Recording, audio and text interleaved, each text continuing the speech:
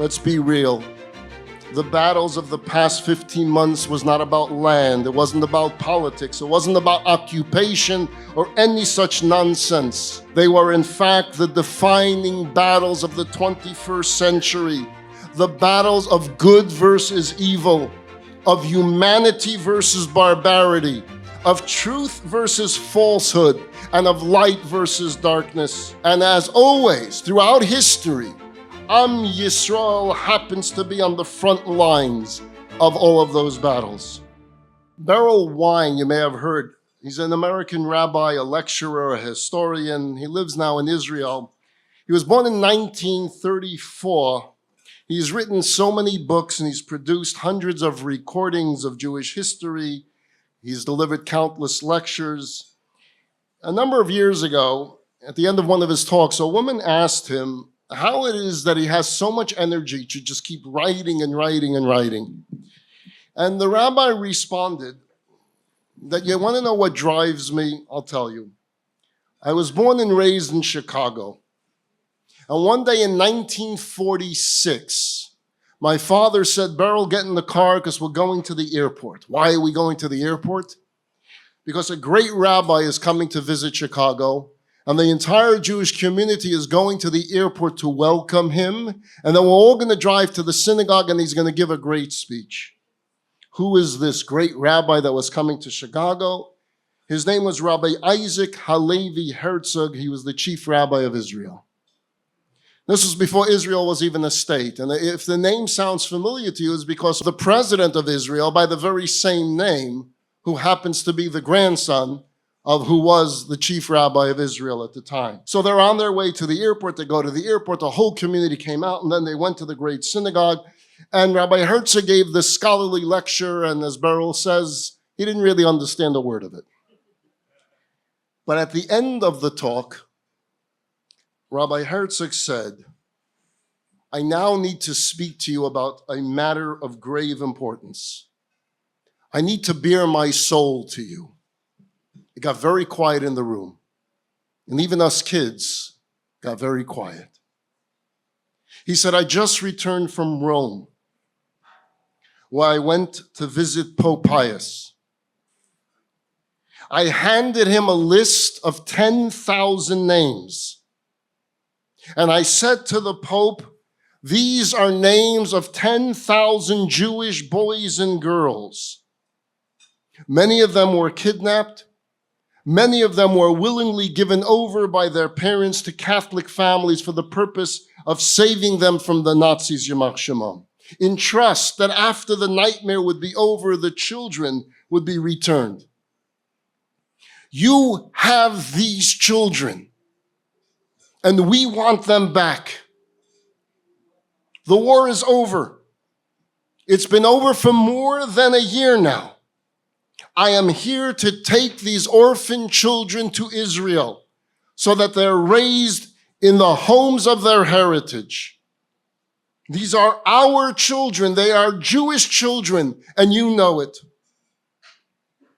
The Pope looked at me straight in the eye, Rabbi Herzog said, and he said, I will not and cannot give you even one child.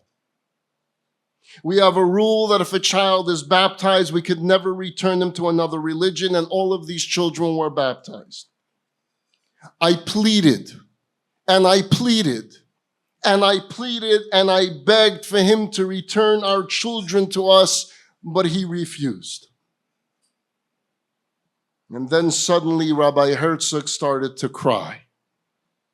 He put his head down on the podium and he wept openly and uncontrollably. Everyone in the synagogue was silent, listening to this rabbi cry. Many started to weep along with him. When he raised his head again, there were tears all over his face. His eyes were red. And he cried out to us. And he said, I cannot do anything for those 10,000 children. We lost so many. We lost so many. So I am asking you, what are you going to do for the next 10,000 Jewish children and the next 10,000 Jewish children? What will you do for the tens of thousands of Jewish children in Chicago? What are you going to do for the tens of thousands of Jewish children in every city and state in this country? What are you doing for the 10,000s of children throughout the world? Beryl Wine is telling this over, and he says, I've been haunted and challenged by this question posed by the chief rabbi. And I knew then, even as a youngster, that I would devote my life to perpetuating Jewish education. You see, my friends, Rabbi Herzog was not just referring to 10,000 lost children in terms of years, but also to adults who are children in terms of their knowledge of Torah and their connection to Judaism. And he was not just lamenting the souls tragically lost to us through physical oppression and persecution, but also to those lost to us through spiritual assimilation and disengagement. And this, I believe, is the purpose of this very important summit, to recognize that the forces out there poised to tear our children away from their heritage are just as prevalent today and potent today as they were back then. Whether those forces are subtle or sinister in nature, the bottom line is that we're losing too many of our children, and we cannot leave it just to rabbis and teachers and writers alone to deal with the crisis. Generous, caring, conscientious, and influential lay leaders of all stripes need to be a part of the solution as well. Indeed, each and every one of us must internalize Rabbi Herzog's soul-penetrating question: what are you doing to help bring back those precious souls? What role will you play in securing the future of our nation? Now, of course, those questions have taken on even greater intensity and urgency in the aftermath of the horrific events of October the 7th, and all that has transpired since the physical and verbal attacks against Israel and the Jewish people over the past 15 months. The savagery of the massacres and the hostages held in captivity under the most hellish places on earth, many of them murdered in cold blood. Now, dear soldiers of the IDF spread across multiple fronts, and hundreds coming home to their loved ones in flag-draped coffins. Thousands sustaining devastating injuries, while hundreds of thousands displaced from their homes. And adding insult to injury, Jews around the world became fresh targets of hatred and anti-Semitism in ways most of us would not have thought possible after the Holocaust. We've all saw it, mass demonstrations in the streets and on college campuses glorifying the barbarians of Hamas while leveling the most insidious accusations against Israel and its fight to defend civilization itself. How could this be? The answer is that, as always, mass anti-Semitism is nothing but a sign of a world in crisis. Let's be real. The battles of the past 15 months was not about land. It wasn't about politics. It wasn't about occupation or any such nonsense. They were, in fact, the defining battles of the 21st century, the battles of good versus evil, of humanity versus barbarity, of truth versus falsehood, and of light versus darkness. And as always, throughout history, Am Yisrael happens to be on the front lines of all of those battles. And so now more than ever, the world needs the Jewish insistence on the sanctity of life, on the divine code of ethics as set forth in the Noahide laws. But for that to happen, Jews themselves must be fortified by the Torah's teachings of faith and of truth and of justice and of decency and morality and spirituality.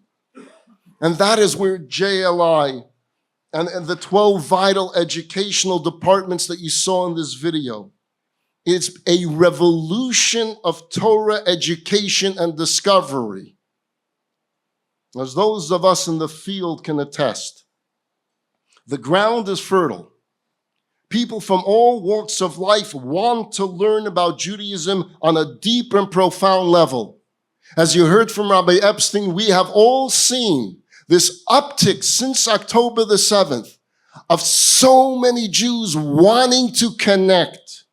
They want to know, they want to grow, they want, their hearts and souls are there. And their minds want to come along for the ride as well. You know, after October 7th, I visited Israel twice. The first trip was just a few days after the massacre. And during some of the most difficult and trying times of Israel, my colleagues and I went to offer physical and spiritual support to our soldiers and to the families of the hostages and to the refugees and to others directly affected by the catastrophes. And while there, we observed something quite remarkable. Yes, of course, the country was hurting and people were worried and there was mourning and there was crying and there was longing and there was yearning. But there were other powerful emotions on display as well. Through it all, there was this underlying spirit of resolve, of resilience, pervading the hearts and souls of the greater population. You saw signs everywhere. Am hanetzach lo mefachdim, the people of eternity are not afraid. Am hanetzach yinatzeach, the people of eternity will be victorious. And it dawned on me, whereas most people, the prevailing aphorism is that seeing is believing. We've all heard that. Seeing is believing, meaning if I can perceive and observe something with my physical senses and faculties, then it's true. And if I can't, it's not real. But for the Jewish people, our aphorism is quite the opposite. For us, believing is seeing. Our faith enables us to see hope where others see despair. We see light where others see darkness. We see great triumphs where others see insurmountable obstacles. As David Ben-Gurion famously said, in Israel, to be a realist, you must believe in miracles. Indeed, our reality has never been rooted in the natural. The only reason the Jewish people exist today is because throughout our history, we have refused to see only that which is on the surface.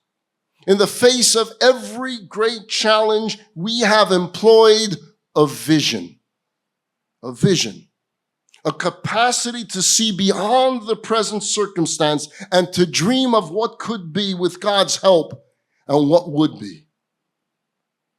Even during those darkest of days, where everything seemed stacked against us, beneath the surface was this indomitable spirit of Am HaNetzach, the eternal nation, that never has and never will back down in the face of adversity.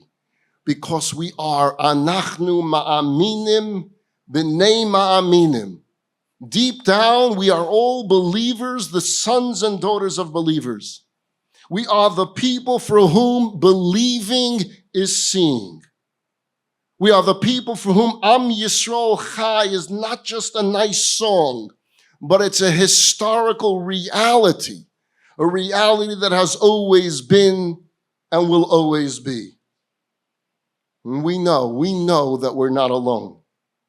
We're not alone because God is always with us, protecting us and guiding our destiny.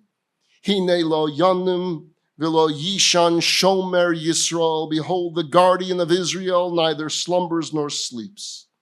Indeed, his eyes are set upon the land and the people of Israel every single day of the year. There was this 9-year-old boy, we'll call him Danny.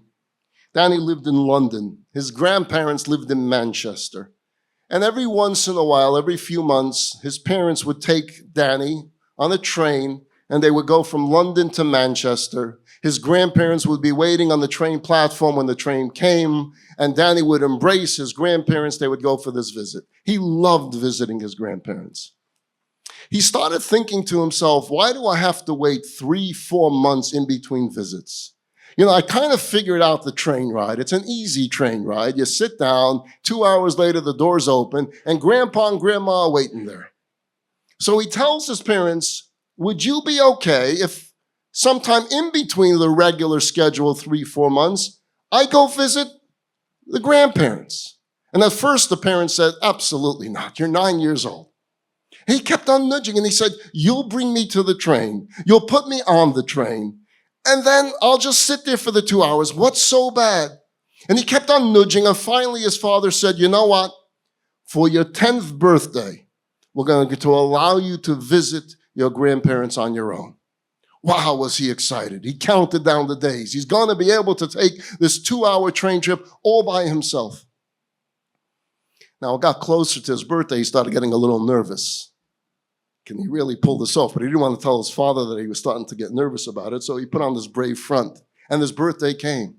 And the day for the travel came, and his father took him to the train station, bought him the ticket, put him on the train, and said, you sure you want to do this?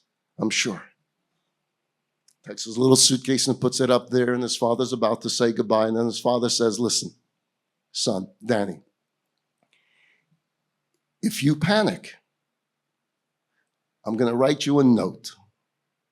You'll take out this paper, only if you're panicking while the train is going, and you'll read the note, and it'll calm you down.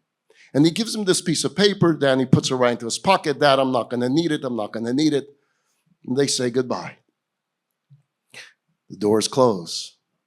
The train leaves the station. The anxiety of this 10-year-old kid kicks in. What was he thinking? He doesn't even know who these people are on the same train, who's sitting next to him. There's some rowdy teenagers and they're using foul language and he's getting scared. And the anxiety builds and it turns into a full-blown panic attack. But he remembers his father gave him a note. So he grabs hold of the note and he reads it and he smiles. Because the note says, Danny, if you're reading this, that means you're a little bit nervous. No need to be nervous. All you need to do is walk to the back car of the train because I'll be waiting there for you. And with that, Danny stood up, walked to the back of the train, and there was his father waiting all along. My friends, throughout our life's journey and our challenges, we panic when we feel like we're going it alone, but we're never really going it alone. At all times, a Jew figuratively carries a note from God in his pocket that reads, Imo anochi batzara, I am with you in your time of need. I am with you in your distress. So grab hold of your suitcase, take your heavy load, and find me, because I will be there for your journey.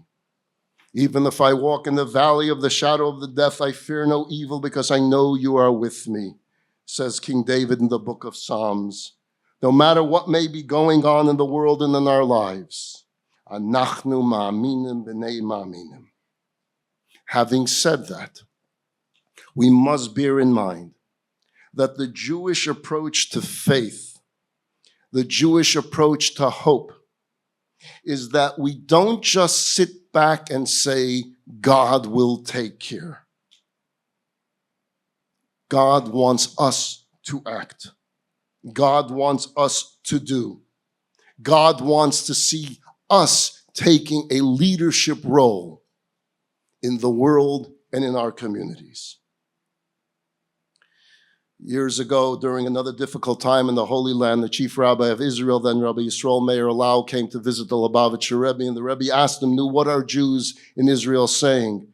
And Rabbi Lau said, the Jews are saying, was wird sein. In Yiddish, that means, what's gonna be? And the Rebbe responded and said, a Jew does not ask, was wird sein. A Jew asks, was geht min tun? What are we going to do? We don't panic, we plan. We have a vision. So let's not underestimate what each and every single one of us can do to illuminate the darkness of these days with the lights of hope and optimism and strength and resilience. Remember around 25 years ago on another visit to Israel, myself and my colleagues, we had an opportunity to visit with then he wasn't prime minister at the time, he was opposition leader Ariel Sharon. And again, it was difficult times Israel was facing, and we came and we met with him and we said, we're going back to America. What can we do to help Israel during this period of time? And we were very surprised by what Sharon said to us, because he was a secular man. And he said, if you really want to do something big for Israel, teach American Jews Torah. Because that will be the only way that we can secure American support in the future. And if you think about how right he was, because we're able to see today American youth, the Jewish American youth, unless they're connected, unless they're bonded, it's not that automatic that they have this strong sense of secure and bond to Israel. Where is that going to come from? It's going to come from education. It's going to come from that which we're doing here at this summit, the programs that you've been hearing about what JLI offers throughout the entire world. I would venture to say this without exaggeration. You think about it. I watched the video. You saw the numbers. If you were paying attention, the amount of people involved. What I would venture to say is not since the days of Hillel and Shammai, not since the days of Abaya and Rava, not since the Talmudic days and the Academy of Pumbedisa in ancient Babylon, have we seen such a bold and prolific dissemination of Torah's teachings as to what is being put forth today by JLI. In fact, I don't know that Torah wisdom has ever been this accessible and widespread in our history. And that is why this summit is so important, and that's why you play such an important role.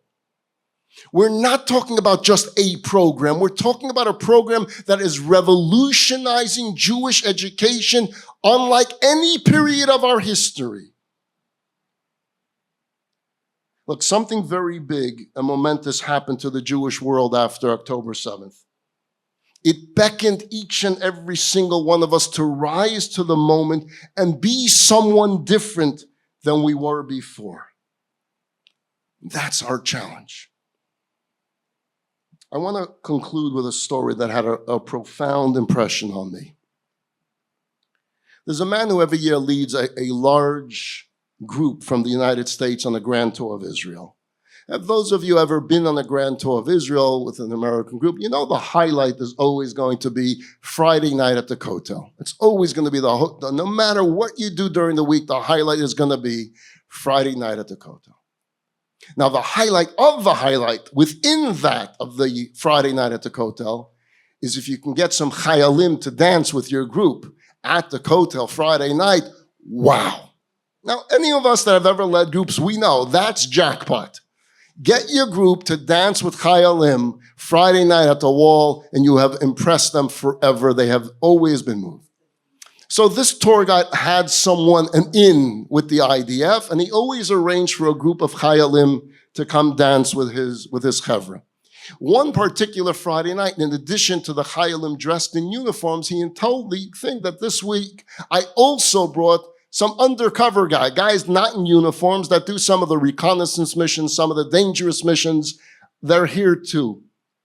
And in fact, the leader of that group, who's known amongst the IDF literally as the version of Rambo, he's the guy standing in the back. That tall, that's him. If you can get into a conversation with him, he's got stories to tell because he's been involved in every mission that the IDF has been involved in and Mossad has been involved in. He's there. Excited by this challenge and opportunity, the group leader made his way over to Rambo, and he tried entering a conversation like Shabbat Shalom. That didn't go far. It was like Shabbat Shalom. And he just kept on trying, but he wasn't getting anywhere. And finally, the soldier says to him, "Are you part of the group?" And he says, "I'm the leader of the group. It's my group." So he says, "So you want to know my story?" He says, "Well, you know, I heard that you're a brave fellow." He says, I'm not brave at all." "Did you always grow up wanting to be part of the IDF?" "No, not at all. But if you want to know my story, I'll tell you my story." And the officer begins explaining that prior to the establishment of the modern state of Israel, Jews living in Eretz Yisrael didn't have an IDF to defend them. So they formed these mini armies, paramilitary groups. You've heard their names, Haganah and Etzel and Lechi and Palmach. This was to resist the oppression of the British and the pogroms of the Arabs. The officer's father was a member of one of those groups. One night, his father was on a mission, and his father was shot.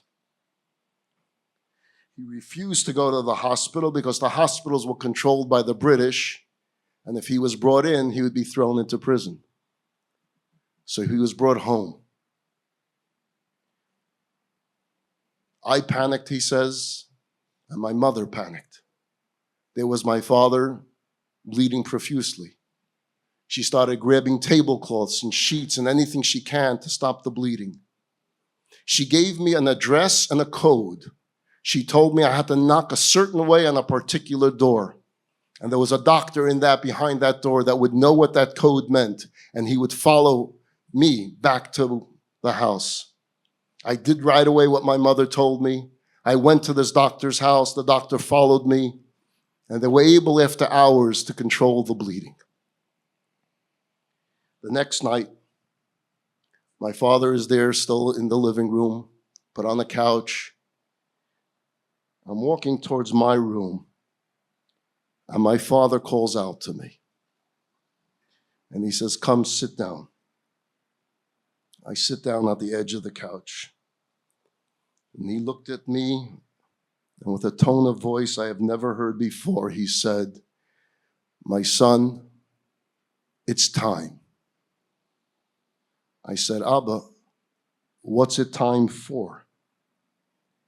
And he said, "It's time for you to be a man." I said, "Abba, I'm 11 years old. What are you talking about?" "It's time for you to be a man." "Abba, why do you keep saying that?" And then more urgently, he said, "It's time for you to be a man." And then I got it. And I cried out, "No, no, no, no, Abba. You can't. You can't leave us. Abba, no. Ima needs you. I need you. Ani lo yachol. I can't do this. I can't do it." My father shook his head, and all he said was, "You need to become the man." I said, "Abba, I'm not able to be a man." My father got very animated, and he said, "Able? Able? Do you think you have to be able? Did I say anything about being able?" My father was not a religious man, but he was an ardent student of Jewish history, and he says to me, "Do you think Abraham was able when he was called upon to teach the whole world that there is only one God? Do you think Joseph was able when he was given the assignment of changing the entire world's food consumption? You think Moses was able to stand up to Pharaoh and to take the Jews out of Egypt? You think King David was able to slay Goliath and become king? You think Queen Esther was able? Able? You think anyone is ever able to be the person they're meant to be? You don't have to be able. You have to be willing. And if you're willing, you'll find the ability. God will give you the ability. My son, I'm not asking you to be able. I'm asking you to be willing. So are you willing? That's what I'm asking. The commander is relating this to the group leader. And he says, from that moment on, up until this very day, I have lived with those last words that my father spoke to me. And before every tour of duty, and before every mission, and before every operation, I wake up in the morning and I say to myself, I can't do this one. I can't. I don't think I'm able to do this, but my Father thinks I am. So I am willing. And that's how I have approached every phase and aspect of my service to the land and to the people of Israel. Ladies and gentlemen, this is the story of the Jewish people. This is the story of Israel. And this is the story of JLI. This is the story of our lives. You see, the difference between greatness and mediocrity is not determined by what we're able to do, but by what we're willing to do. And so rather than be disheartened or discouraged by the overwhelming challenges facing the people right now, facing the Jewish people, our focus should be, what are we willing to do? You need to answer that question tonight. Are you willing? Don't think, are you able? Don't start thinking about your skills and your talents and what you have and what you don't have. That's not the question at this summit. Are you willing? Because if you're willing, it will happen. If you're willing, then you will rise to that occasion. As the commander's father said, it's time. It's time. It's time for each of us to step up and be the champions for Israel and the Jewish people we were meant to be. Am Yisrael Chai, now and forever. Thank you very much. The Rohr Jewish Learning Institute has the largest collection of Jewish media online. Hit subscribe for more.